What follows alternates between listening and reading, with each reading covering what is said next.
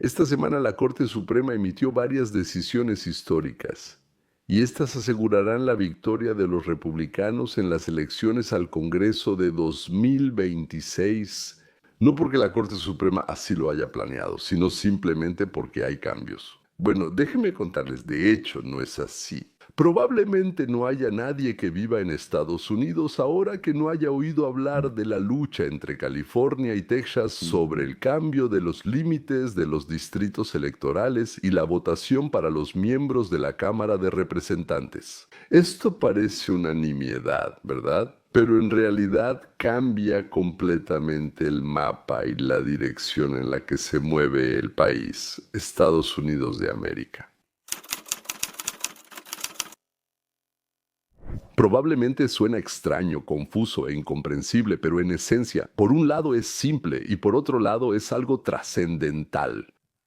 Si divides el estado en distritos geográficamente correctos, entonces el distrito elegirá al congresista que obtenga la mayoría de los votos, y si no sabes de qué partido será, pues lo elegirán y ya. Pero si dibujas las fronteras del distrito esforzándote mucho, entonces el distrito por un lado empezará a parecerse a un pulpo. Y ahí, lo más importante, elegirán al representante del partido que tú querías que eligieran. Si, por ejemplo, dibujas así como una mancha de tinta con cuernos en todas direcciones, puedes atrapar con esos cuernitos justo a quienes votan por tu partido. Por ejemplo, tomemos California. En el estado hay 52 distritos, es decir, 52 miembros del Congreso. De ellos, 40 son demócratas y 12 republicanos. 12 es el 23% de republicanos y el 77% son demócratas, pero en el estado hay un 54% de demócratas, no, el 77%. ¿Cómo obtuvieron el 77% de representación? Muy sencillo.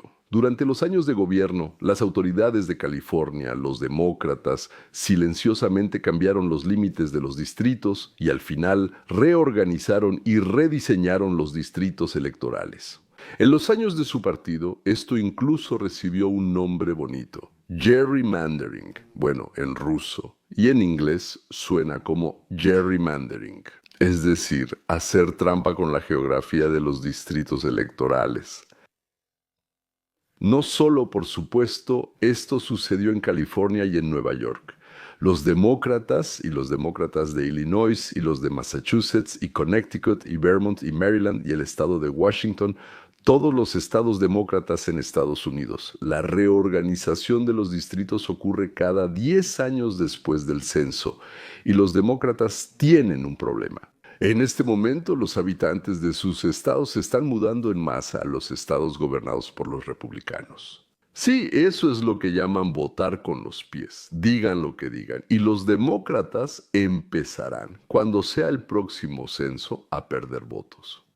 ¿Qué empezaron a hacer? Para eso abrieron las fronteras y empezaron a llenar sus estados de ilegales. El asunto es que el censo de población no se hace por ciudadanos, sino por residentes. Y así, si hay una gran cantidad de ilegales, los demócratas mantienen la cantidad de escaños o la cantidad de distritos en los estados. Llámalo como quieras, sí. Pero últimamente varios estados republicanos han declarado que entonces ellos también empezarán a rediseñar sus distritos. Y así Texas, Florida, Ohio y Missouri cambiaron los límites de sus distritos. Sospecho que se hizo más o menos lo mismo que en los estados demócratas. Estoy seguro de que ambos partidos hicieron esto. En Texas, los republicanos entonces resulta que obtuvieron alrededor de 5 escaños republicanos adicionales, debido a que simplemente devolvieron los distritos al estado en que estaban antes de todas esas maniobras que desde mi punto de vista están relacionadas con el racismo. En Ohio, entonces, obtendrán 2 escaños. En Missouri, un escaño, posiblemente 1 o 2 escaños en Florida y un escaño en Carolina del Norte. En total, los republicanos pueden obtener de 9 a 12 escaños simplemente por este cambio. El asunto también es que los demócratas se basaron en una ley de protección de las minorías, que fue creada en aquellos tiempos cuando apenas se había abolido la esclavitud. Había que acostumbrar a los negros a votar, y votarían más fácil por uno de los suyos, entre otras cosas. O sea, empezaron a decir, bueno, vamos a hacer que en general no aceptamos el racismo ni de un lado ni del otro, pero para hacer en principio esta buena acción vamos a permitir un poco de racismo y lo vamos a meter. Entonces, en los círculos de los blancos poner más negros para que, por así decirlo, los negros pudieran elegir a los suyos. Y bueno, como dicen, deja que el burro se siente a la mesa y verás que pone la cara con las pezuñas sobre la mesa.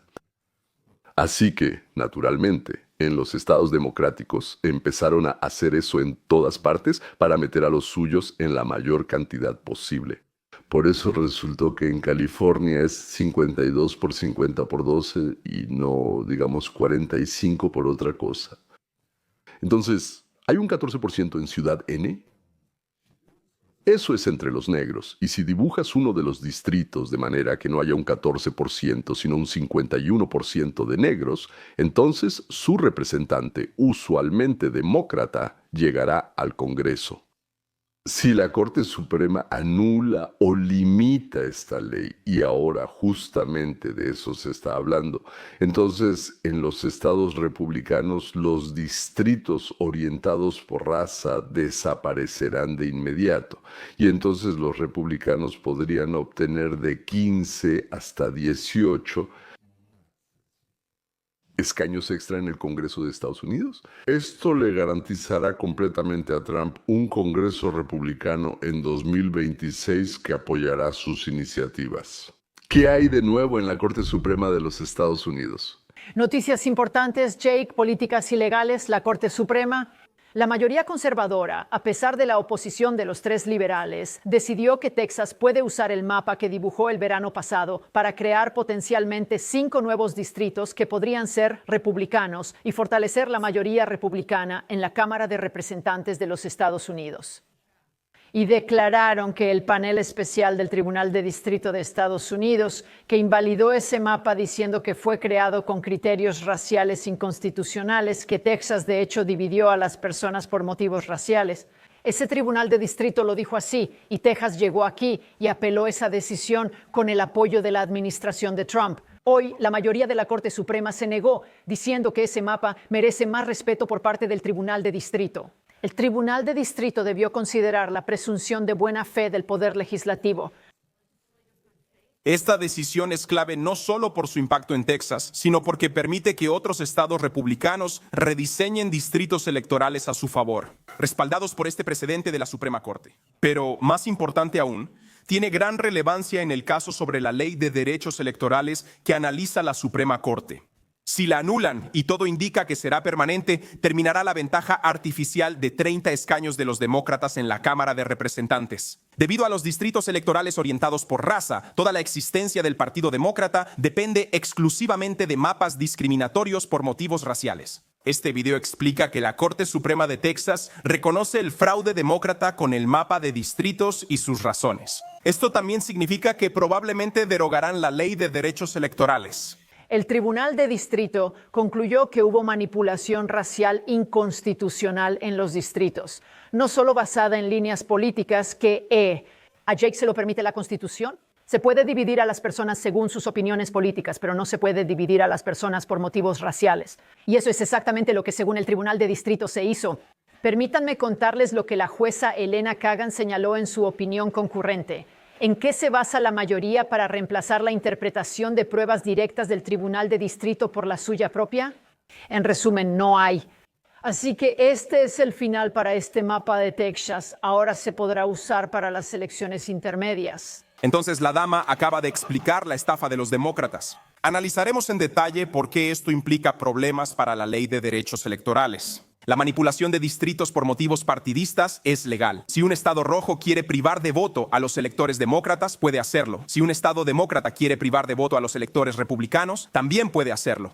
Pero no se te permite discriminar por motivos raciales. Personalmente creo que bajo ninguna circunstancia se debe discriminar por ningún motivo ni por ninguna razón. Pero escuchemos a los comentaristas que, bueno, se alegran o están muy contentos, felices por su partido. Las personas de raza negra votan por los demócratas en el 90-95% de los casos. Privar a los votantes demócratas de sus derechos electorales, incluso de forma parcial e intencional, puede considerarse discriminación contra personas de raza negra. Y la Ley de Derechos Electorales establece que la discriminación se determina por el resultado, no por la intención. Así que, incluso si no tienes la intención de discriminar por motivos raciales, pero el resultado es discriminación racial, eso es ilegal. Esto impidió injustamente que los republicanos hicieran una manipulación de distritos tan intensa como la que se les permite a los demócratas contra los republicanos. Porque, aunque sea solo por beneficio partidista, si el resultado priva derechos a votantes afroamericanos, es ilegal. ¿Y ese es el mismo argumento que usaron para decir que los mapas de Texas eran ilegales? Que la Corte Suprema permitiera estos nuevos mapas de Texas muestra que priorizan intenciones sobre democracia. Si tiene sentido.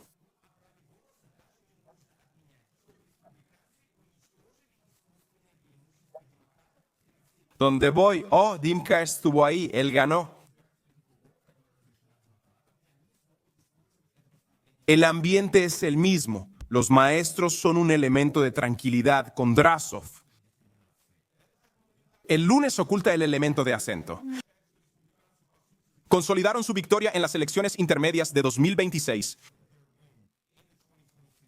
Espero que entiendan que si hicieron algo legal y alguien resultó perjudicado como resultado, eso no significa que esté prohibido hacer algo legal. Y eso está bien. Si le disparas a alguien que te está disparando a ti y a tus hijos, y resulta que hay otra persona cerca que sale herida, aún así tienes derecho a defenderte.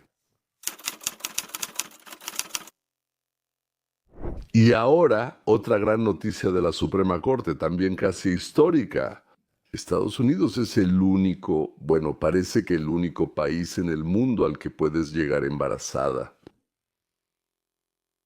Quedarte aquí no es muy legal, tener un hijo gratis, simplemente ir al hospital y ahí te atienden y recibes todos los servicios médicos gratis. Y ese niño no solo se convertirá en ciudadano de Estados Unidos, sino que también será, como decimos aquí, el vagón que traerá a toda la familia a Estados Unidos.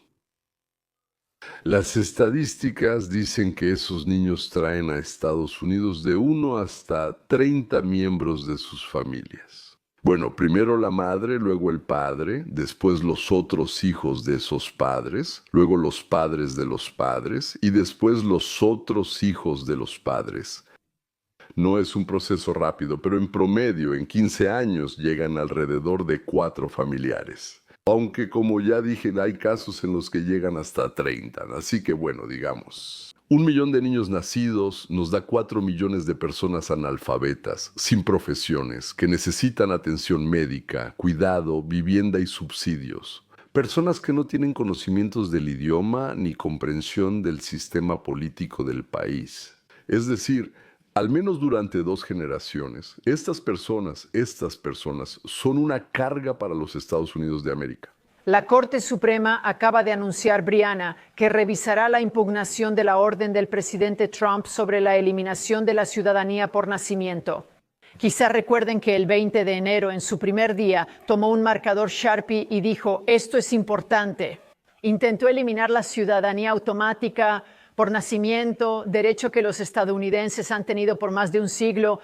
Esto se refiere a la 14ª enmienda de la Constitución, que establece que los padres nacidos o naturalizados en Estados Unidos y bajo su jurisdicción son ciudadanos estadounidenses. Esto significa que cualquiera que nazca aquí, Brianna, automáticamente se convierte en ciudadano de los Estados Unidos. Y la orden de Donald Trump intentó establecer que cualquier persona nacida de alguien que esté aquí ilegalmente o que tenga un estatus temporal, ese niño no obtendría la ciudadanía automáticamente. Esto es probablemente de todas las acciones que ha tomado Trump hasta la fecha, Brianna, esto es lo más complicado, porque va en contra de la 14ª enmienda adoptada en el 68. y también contradice el precedente de la Corte Suprema de 1928 que decía que incluso si naciste en ese caso era un ciudadano chino, incluso si naciste de alguien que no era ciudadano de Estados Unidos, aún así definitivamente aún tienes ciudadanía aquí en Estados Unidos, Que la Corte Suprema analice este caso en vez de declarar ilegal la orden de Trump por precedente es algo colosal. Los demócratas pensaban que la ciudadanía por nacimiento era tan clara y obvia que no podía ser interpretada de otra manera ni revocada. Ese es el mismo error que cometieron con el caso Roe contra Wade. Y ya vimos en qué terminó eso. La 14ª enmienda que otorgó la ciudadanía por nacimiento estaba destinada a eso, pero durante demasiado tiempo ha sido abusada por todo el mundo. Cada año nacen 800,000 niños de personas no ciudadanas, pero la mayoría tiene estatus legal. Alrededor de 200,000, tal vez un poco más, cada año durante 25 años. Esos son 5 millones de niños nacidos de personas indocumentadas e incluso si ayudaron a legalizarse en Estados Unidos a un promedio de 2 padres. Eso ya son 15 millones de personas sin educación que no conocen ni el idioma, ni la cultura, ni las costumbres ciudadanas y que solo sueñan con una cosa: exprimir al Estado. Ellos no se lo imaginan así en su cabeza, y no porque sean malas personas, para nada, sino porque los demócratas les enseñan eso. Sobornando dicen: voten por nosotros, les daremos comida, vivienda, teléfonos, smartphones gratis y atención médica. Sin mencionar que dejaremos entrar a tu abuela también, pero si no votas por nosotros, lo perderás todo. Gracias, Trump dijo, ya basta. Eso fue el catalizador y la fuerza impulsora de la migración masiva desde Centroamérica y Sudamérica durante los últimos 60 años. En los años 60 en Estados Unidos, el 85% era blanco, 10% negro y 5% asiático, latinoamericano u otros grupos. Hoy, la población es cerca de 50% blanca, 13% negra y 25-30% latinoamericana. Y el resto son asiáticos, personas originarias del Medio Oriente y africanos. Por eso insisto tanto en intentar liberar a los negros de las cadenas del Partido Demócrata. Ellos piensan que los demócratas luchan por su lugar en la sociedad, pero no es así. Ellos luchan porque todo el mundo tenga un lugar en su sociedad. Y por eso les hacen creer a los negros que son víctimas y ciudadanos de segunda clase, para que ayuden a entregar su país, su derecho de nacimiento al resto del mundo. Antes de que digas, bueno, Brendon, no pueden eliminar la ciudadanía por nacimiento, hasta MSNBC admite que los abogados de Trump tienen un argumento sólido. La Corte Suprema tomó una decisión sobre esto a principios del siglo XX, creo que fue en 1908. Ellos determinaron que si naces aquí, sin importar la ciudadanía de tus padres, eres ciudadano de Estados Unidos. Entonces, ¿la Corte Suprema puede revocar esto? No lo creo. Pero aquí está el argumento de la administración, el caso del que hablas, Wonky Mark, la interpretación de la administración de ese caso. No es que otorgue la ciudadanía a todos los niños nacidos en Estados Unidos, sino más bien que otorga la ciudadanía a aquellos que tienen residencia permanente, a los hijos de padres que ya han obtenido la residencia permanente en Estados Unidos. Aseguran que eso no aplica a los miles de niños nacidos cada año en Estados Unidos y que es real. La decisión nunca tuvo la intención de otorgar una especie de ciudadanía universal por derecho de nacimiento, sino que la propia decisión utiliza la palabra residencia más de 20 veces y por eso todos nosotros distorsionamos el significado de ese caso. No ellos distorsionaron el significado de la cláusula de ciudadanía de la 14ª enmienda. Entonces, ese será el factor principal y decisivo. ¿Cómo decidirá la Corte Suprema si se requiere que los padres tengan algún tipo de residencia legal permanente? Ya hay excepciones para los hijos de diplomáticos extranjeros, pues claramente pertenecen a otro país. Su residencia en los Estados Unidos no tiene una base de permanencia, así que esto aplica para las personas con estatus de protección temporal. La palabra clave es temporal. Su presencia en Estados Unidos nunca se supone que sea permanente. Refugiados, solicitantes de asilo, turistas y sobre todo personas indocumentadas. No hay ningún argumento racional que afirme que cuando se aprobó la 14ª enmienda en 1978, se pretendía que cubriera a los hijos. Millones de inmigrantes indocumentados entraron al país y tuvieron hijos aquí, dándoles la ciudadanía estadounidense. Y sinceramente, creo que este asunto ya se habría resuelto si no fuera por Joe Biden, que permitió la entrada de 25 millones de indocumentados. Se habría resuelto si no estuviera explotando claramente nuestro sistema migratorio junto con la ciudadanía por nacimiento. Mis palabras habituales son que a menudo algo malo lleva a algo bueno. Los millones que dejó entrar Biden, al parecer, llevarán a nuevas leyes. Gracias a Dios, los fraudes en las elecciones del 20 llevaron a un cambio en la mentalidad de Trump, y ahora está listo para una verdadera limpieza.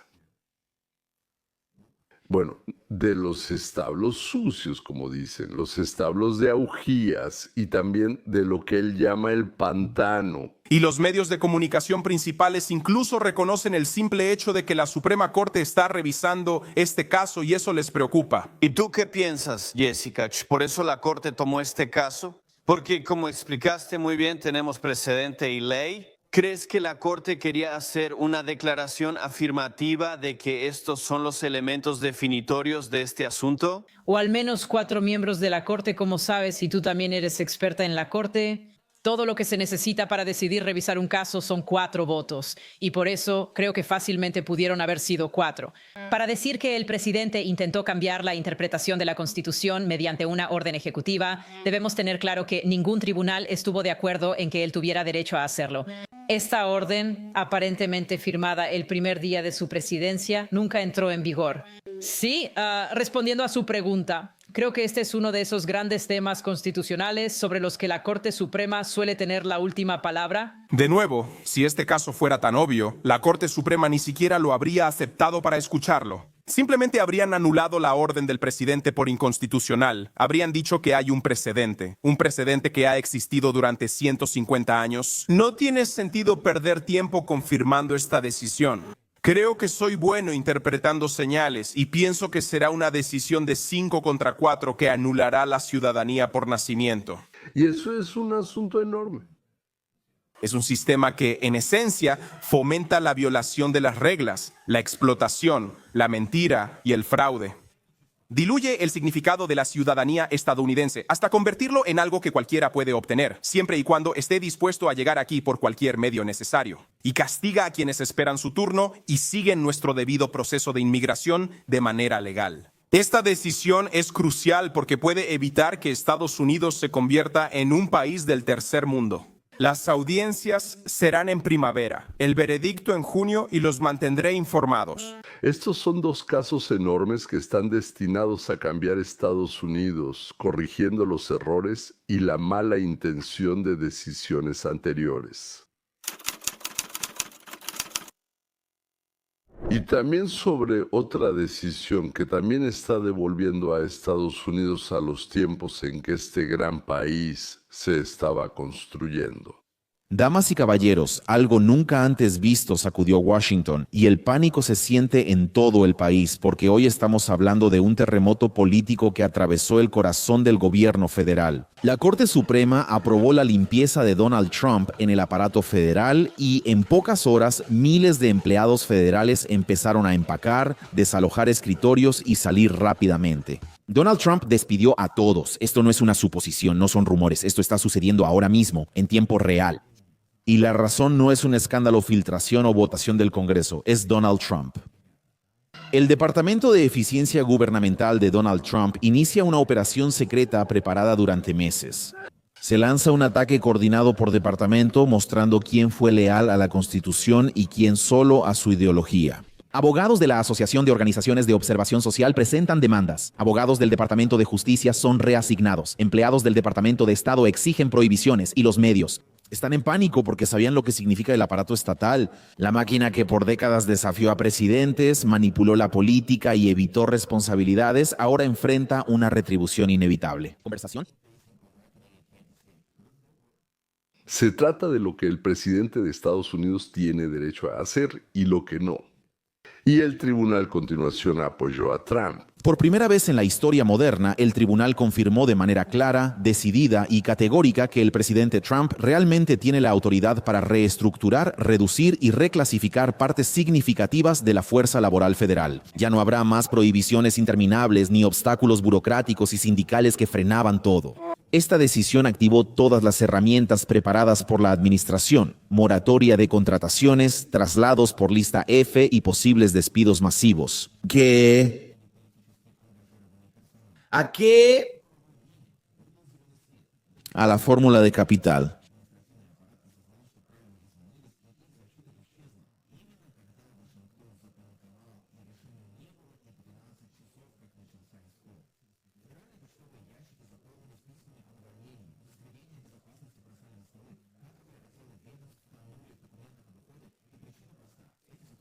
Washington. En el Departamento de Justicia, abogados de carrera antes políticamente intocables enfrentaron reasignaciones, evaluaciones y revisiones. En la Agencia de Protección Ambiental, analistas y gerentes de subvenciones, muchos ligados a grupos ambientalistas, notaron que su influencia disminuía. En el Departamento de Estado, varios empleados se fueron antes de la ola de reestructuración. Alguien decía que a nadie lo despiden, a nadie lo castigan, a nadie lo purgan. ¿Qué tal 50,000 burócratas en las siguientes 10 horas después de que salió la decisión del tribunal? Tenemos un Estado de Derecho y por fin Trump obtuvo el derecho de hacer una purga. Sí, nuestro presidente no es un rey, debe obtener el derecho de la ley, y las leyes son aprobadas por el Congreso y luego revisadas por la Corte Suprema para asegurarse de que cumplen con la Constitución. ¿Quieren entender la profundidad de la confusión ideológica en las mentes de nuestros egresados avanzados de buenas universidades? Cuando la asistente del fiscal general, Garriett Dillon, publicó su famoso memorándum declarando que el departamento protegería a todos los estadounidenses y no solo a grupos privilegiados, el núcleo ideológico de la agencia fue destruido. Más de 200 abogados renunciaron en protesta tras... El Departamento de Justicia declaró que protegería a todos, y no solo a los homosexuales y a los negros. 200 abogados renunciaron protestando porque tendrían que defender también a los blancos, si Dios no lo quiera, a judíos o a hombres de la opresión e injusticia. Ese instante reveló todo lo que el equipo de Trump necesitaba saber. La burocracia nunca fue neutral ni apolítica. No eran solo funcionarios, era una fortaleza ideológica y el memorándum de Dillon agrietó sus cimientos. Estas renuncias no debilitaron el plan de la administración, solo lo confirmaron. Y cada agencia que observaba desde afuera entendió de inmediato que si los opositores ideológicos más firmes del Ministerio de Justicia se rindieron tan rápido, ellos serían los siguientes. Y entonces hubo una explosión en la Agencia de Protección Ambiental. Ese fue el momento en que los conocedores de Washington finalmente entendieron que esta purga no era un evento aislado del Ministerio de Justicia, sino que se estaba extendiendo. Después de la reestructuración interna, varios empleados de la OOS fueron despedidos por insubordinación, obstrucción y negarse a cumplir nuevas prioridades federales. ¿Y qué hicieron esos empleados despedidos? Presentaron una demanda por persecución bajo la primera enmienda, alegando castigo por resistirse a interferencia política. Reuters informó esto. Los medios rápidamente mostraron a estos empleados como mártires, pero no te dicen esto. No eran denunciantes defendiendo la integridad científica, eran burócratas que abiertamente desafiaron las órdenes del gobierno electo. La demanda es más que un drama legal, es una declaración de guerra. Si los empleados de la Agencia de Protección Ambiental pueden demandar por control ideológico, otras agencias con activistas también lo harán. La Agencia de Protección Ambiental solo fue el inicio. A los pocos días, abogados del Ministerio de Justicia, empleados de la Duma Estatal, del Departamento de Estado e incluso funcionarios de nivel medio del Ministerio de Educación comenzaron a coordinar en secreto demandas y solicitudes de órdenes judiciales. No los presentan para salvar sus trabajos, presentan demandas para detener por completo la reorganización de Trump. Estas demandas siguen un mismo patrón. Alegan persecución política, afirman pérdida de independencia y exigen la intervención del tribunal para restaurar sus antiguos poderes. Pero la decisión de la Corte Suprema debilita cada uno de sus argumentos. El presidente puede reorganizar el poder ejecutivo. Los empleados no tienen protección constitucional contra traslados o despidos. Por eso, estas demandas no son desafíos legales, sino gritos de agonía de un régimen en caída. El Estado profundo no demanda para ganar, sino porque sabe que está perdiendo. En esta nota, el Estado profundo está teniendo un ataque de histeria porque sabe que está perdiendo. Bueno, vamos a terminar aquí. Y solo quiero decir que todavía tenemos 20 días hasta que termine el año para deducir de impuestos cualquier cantidad mayor a $200. Hagan cualquier donación a nuestra organización sin fines de lucro, la Fundación Ciencia de la Libertad, y reciban una deducción oficial de impuestos. Y por supuesto, damas y caballeros, suscríbanse, denle a la campanita y escríbanos su opinión sobre el material del que estamos hablando. Escriban qué les interesa, no puedo hablar de todos los temas. Si el tema se relaciona con Estados Unidos y su vínculo con algún estado, es decir, conexiones entre Estados Unidos, y aún así, creo que a la mayoría de las preguntas probablemente podré dar alguna respuesta. Así que, una vez más, adiós, gracias por venir y hasta pronto.